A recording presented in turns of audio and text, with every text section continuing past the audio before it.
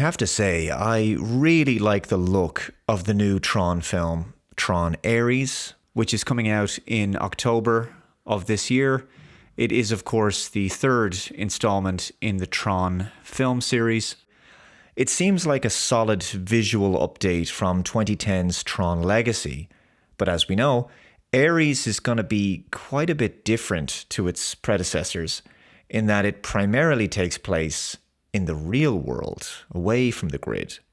Now, Ares is a program from the grid, played by Jared Leto, who probably would not have been my first choice for the main protagonist, but there you are. He's been sent to the real world on some sort of mission. He's looking for something. And as we see in the recent teaser trailer, we've got recognizers from the grid flying around through cities. We've got light cycles riding on public highways and even splitting police cars in two. So some really good visual stuff in there. We also know that Jeff Bridges will be returning as Kevin Flynn. So perhaps he somehow survived the ending of Tron Legacy. What's disappointing is that Bruce Boxleitner is not returning, which is probably my biggest gripe that I have with the creative direction of the film. Tron is named after the grid program Tron, obviously, played by Bruce Boxleitner, who also played Alan Bradley, his real-world alter ego. Incidentally, in Tron Legacy, Tron had temporarily been repurposed by the character of Clue to be the program Rinsler. It just doesn't make much sense to name the film after a character who doesn't appear, although it is possible, and I've wondered this, if maybe there's a new Tron in this film.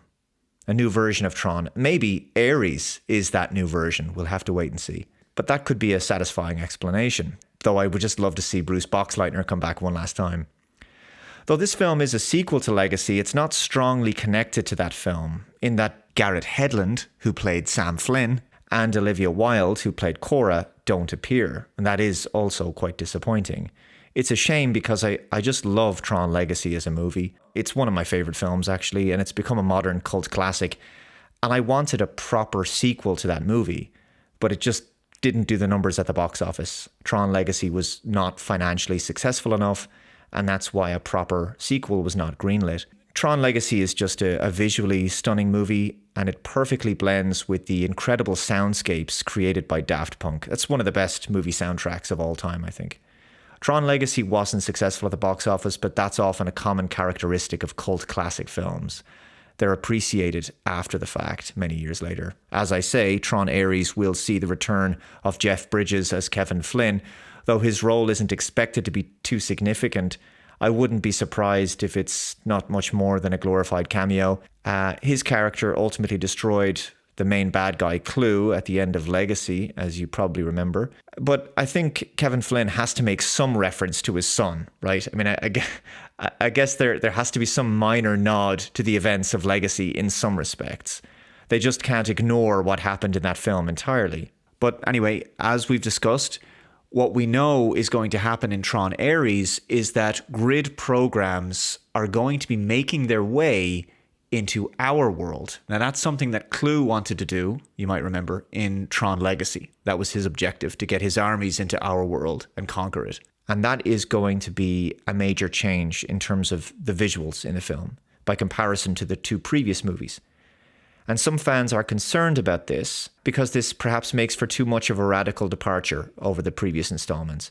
And I think that's a fair criticism. After all, the grid was always the main destination for the previous movies, and that's what we wanted to see. The grid was ultimately an escape into a digital world, after all. So hopefully there's some kind of reasonable balance struck between the amount of screen time given to the grid and our reality.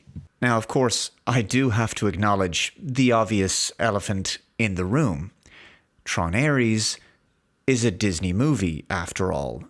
And let's be honest, Disney haven't exactly been knocking it out of the park lately with some of their franchise films.